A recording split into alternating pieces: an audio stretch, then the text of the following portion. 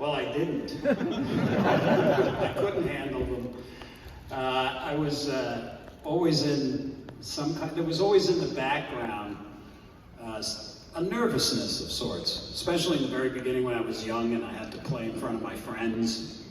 A part of me was very, open and fun and yeah, come on, let's play, But when it would come time to do a gig, and especially through the Zappa years, I didn't know how to cope with it, because, the best way to cope with it is to be extremely prepared.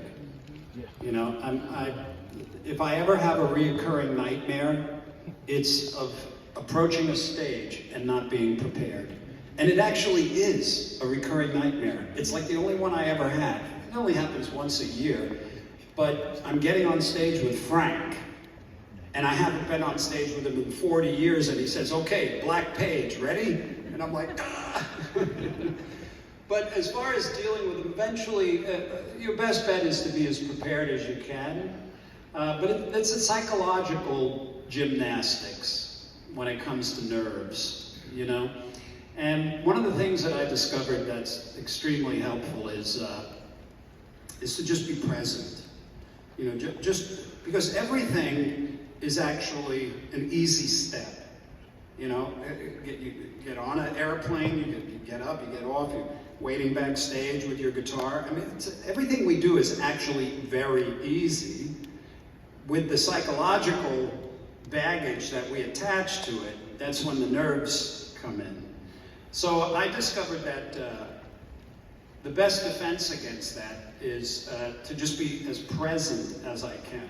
Like if I'm getting ready to go on stage and I'm washing my hands, my full attention is in washing my hands.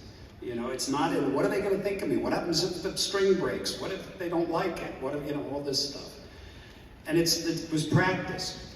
But eventually the nervousness, it turned into like an excitement. So like when I walk out now, I'm like, okay, baby, bring it on, game on, let's go.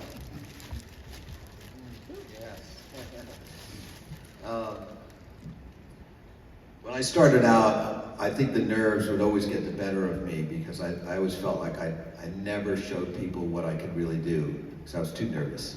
And like Steve said, projecting into the future, what if I hit the wrong note? What if I don't play the song the right way? So you gotta be present.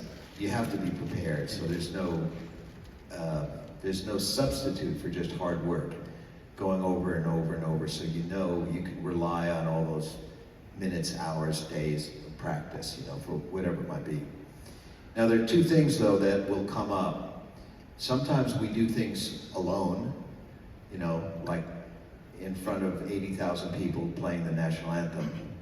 You're gonna be nervous for that one. Because everybody knows how the song goes. It's not like, oh, he's gonna improvise now. It's like, no, they know how it goes. But the benefit of being with a band is that you can rely on everybody else. You're part of a team. And it's just like a team sport. It's not just about you. It's working with the team. So that is a kind of a strength I think I rely on. As Steve said, you plug into the present. You walk out, you just be present, and it just so happens that you've got this band with you, and they're all feeling the same way, they all want to connect. And that helps you along. It's like just riding the perfect wave. You're not the wave. You join in. That's the way you look at it. But you got to be prepared. Yeah, all right. Yes? First of all, great honor to be here. Thank you guys. I've heard so many eloquent and articulate interviews from both of you on YouTube, so I want to ask a question that I haven't heard before. Okay. I'm a car guy. What would be your favorite car if you were going to buy a car to drive? Oh. I'm not a car guy. I know a lot of car guys. I'm not a motorcycle guy either. When I was young, we used to build motorbikes. We used to take apart lawnmowers, scour the neighborhood for some parent who wanted to sell their old Tecumseh, 12 horsepower engine. We'd take the thing apart and somehow get it on our bicycle and immediately get into some tragic accident. This went on for a good number of years until the accidents got really bad, and the grease and everything, and after a while it was like, okay, I'm a drummer turning into a guitar player, I can't be doing this, so I got away from that. And my friends got into cars, and then fast forward many years, I wound up playing with this guy, Sammy Hagar, and he is totally nuts about cars. And when we go to his place, we go to rehearse. We don't rehearse that much, but eventually you have to go into the warehouse and check out all his new cars. And we're talking about cars that are worth millions of dollars. And so it's, it doesn't do anything to me for some reason.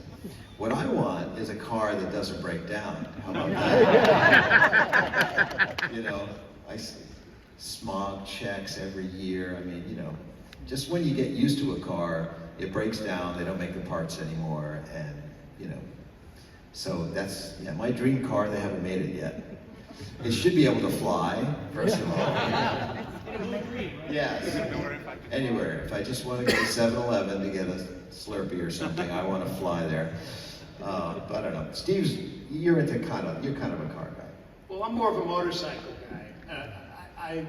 I like nice cars, but I've only had one car since 1986. It's a little Datsun 300 ZX Turbo. Yeah. And it's not just a regular car. I mean, I rebuilt it twice. I had to buy other similar cars for the parts, but I really don't drive it. I always used to feel that my favorite car would be one that, I didn't have to think about it, didn't have to worry about. It would always be there. I'd be able to get in it. It would take me wherever I wanted to safely, and offer me an opportunity to relax and just, So I would say that my favorite car is Uber. It's great. It's like, I always used to think, one day when I'm rich and famous, I want a chauffeur, because I like driving, but I don't want to drive. I want to sit and, just read or look or play with, And sure enough, where I live, I hit the Uber, and it's just great. I don't have to do anything. Don't have to park. Don't have nothing. I was a Harley guy. Yeah. And my friend is a car collector. I mean, this guy has about $500 million worth of cars. Yeah. And he has this one car that's worth $100 million. Well, he turned down $80 million for it. And that's enough for me to go over to his garage and just oogle these absolute cherries. A whole ocean of exotic cars. So he dwarfs Jay Leno's collection. Yeah. I'm more of a motorcycle guy, and I don't have any motorcycles right now because I'm just on tour, and plus after a while you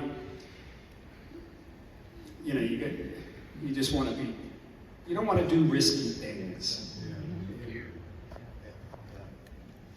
Yes, back there. Part of what makes you guys stand out is kind